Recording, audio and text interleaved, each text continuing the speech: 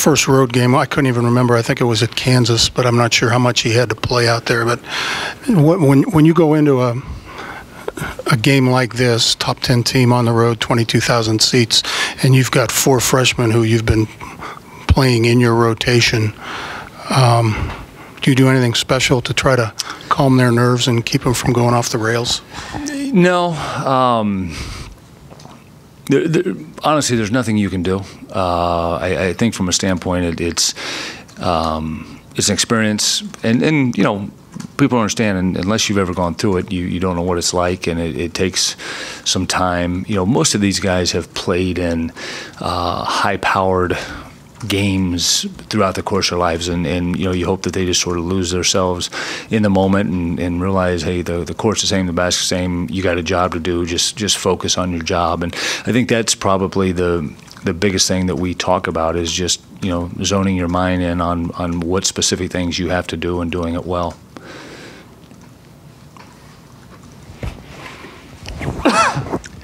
Going back a few years, you told Doug over the summer that you made a flow chart, and it was how to get to Rick Pitino, and it led you to Herb Sendek. I found him tomorrow night. No.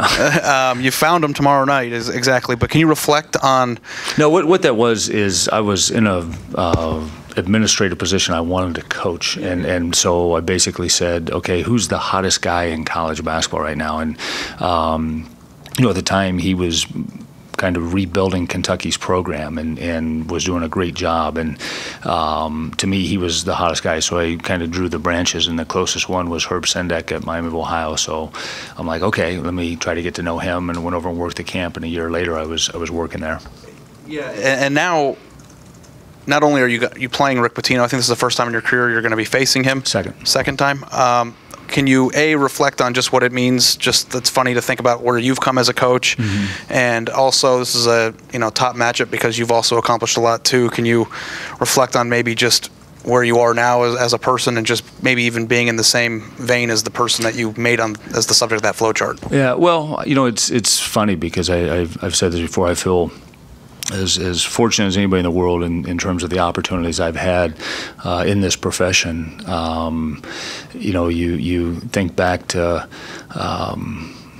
the days when, you know, you were younger, and, you know, just all the things the dreams you had of becoming a head basketball coach of a program. And you know, like I said, I've been very fortunate in terms of how my path has gone, ending up here in my 11th season at Ohio State. You know, I don't know, it just, you know, the fact that going against Coach Pitino, and he was one of the guys on there, is probably a little bit of a unique thing, but I think that that's something that most young people need to do in terms of having goals and ambitions and setting their sights high. You still look at him like that a little? Yeah, I mean, I view Coach Pitino as one of the all-time greats in this profession. I mean, there's no question about that. When you look at what he's done and where he's done it, and, you know, from the NBA to the colleges that he's been at, I mean, he's had an incredible run. Is there anything special about playing him? You know, not really. I think the special thing is, you know, we're going to walk out of there tomorrow night and know a lot more about our basketball team. I think that's the special thing for me, just in terms of you know, it's odd that we're playing Louisville in the ACC Big Ten Challenge. I'm still trying to get that one in my mind.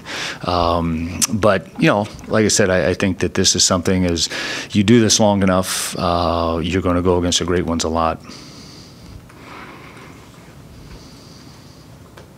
After D'Angelo committed a year and whatever ago, he sounded like he really didn't want to go through the recruiting process that much. He wasn't real excited about it, and he just wanted to get it over with. And I guess he visited here and committed and really didn't visit anywhere else. I was wondering, with him being, I know he was in Montverde for 3 years, right, but was Louisville, I mean, was Louisville competitive in his recruiting, or did they just have some other guys they...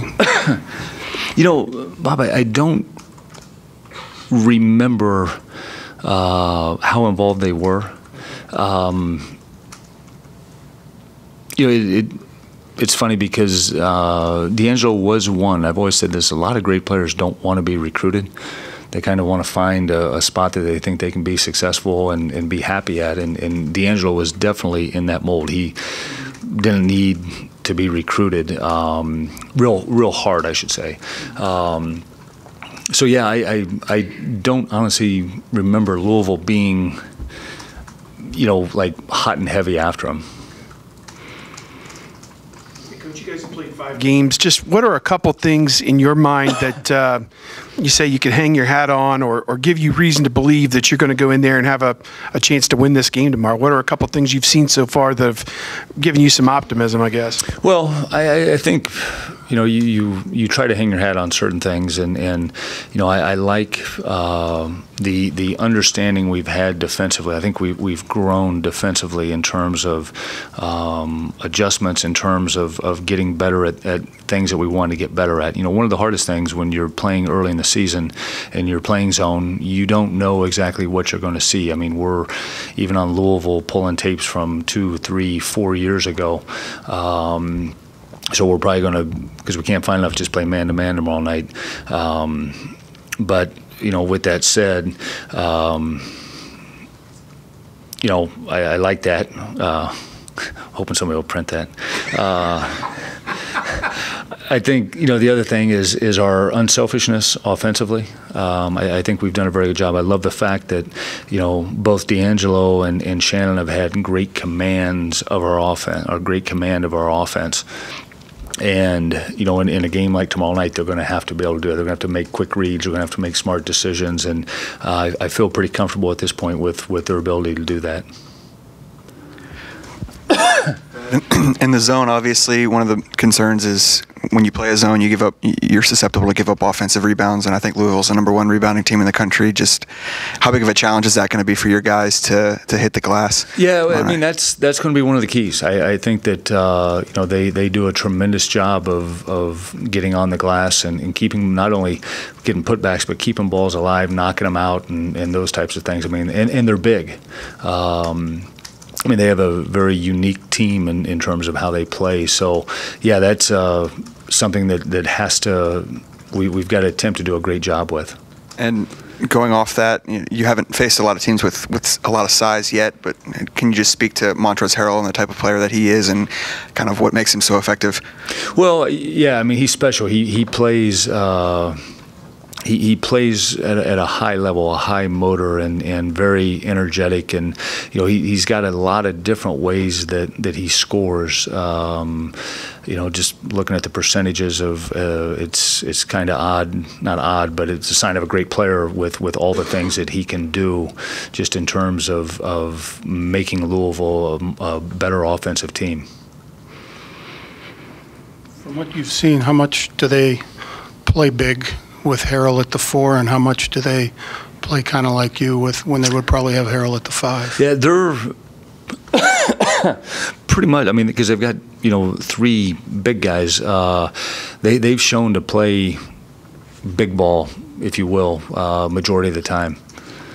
So with that being said, you say lots of times that instead of trying to match what they do, you want to see how they do when they have to match what you do. Right. Is it going to be that kind of game, or are you expecting maybe to have to play bigger? I'd probably tell you about 10 minutes into it tomorrow night. But we've prepared both ways, so we have that if we have to go to it, no question about it. Yeah, but I don't know right now how it's going to shake out.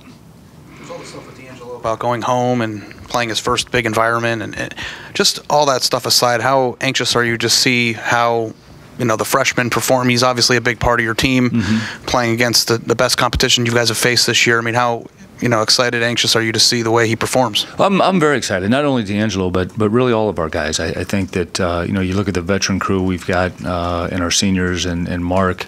They've been in these types of environments before, but nobody else really has. I think from that perspective, it as crazy as it sounds, it is kind of exciting. And like I said, tomorrow night, conclusion of the game, we'll know a little bit more about our team, and we'll be a better team coming out of it. Just just interested, this is like incredibly obvious question because turnovers are big, but they force a lot of them. And how difficult are they with traps and stuff that they pose for you guys? Well, they do a great job because they come at you in waves and they just sort of keep coming. You know, they're a team that can really get on runs, and all great teams. You think of some of the great teams we've had here. We were able to put runs on people, and you know, I think taking care of the ball, you know, limiting the errant pass that leads to a layup at the other end, or you know, dribbling into a trap and they come out with the ball and they score. I think those are things that get them even more excited. Easier said than done because they're very effective with it. But you know, that's the thing that we've got to do a great job of taking care of the basketball and you know, attempting to get the shots that we want a majority of the time down the floor. Is that also the mental part of the game, mental toughness? You've talked about being on the road and looking in the guys' eyes when they make a 6-0 run. Right. How do you respond? Or do you feel good about this team that they're going to have that ability? Or is it you never know with the... Yeah, I do. I think that you know, our guys, you know, yesterday in practice have a pretty good understanding. The film that we've watched, we're getting ready to watch more. You know, I think they have a decent understanding of what we have to do and how well we have to do it. And we're not going to play perfect. I mean, I think they force 20 turnovers a game. We're probably going to turn it over a time or two. But you know, getting back, getting our defense set, and rebounding the ball will be huge.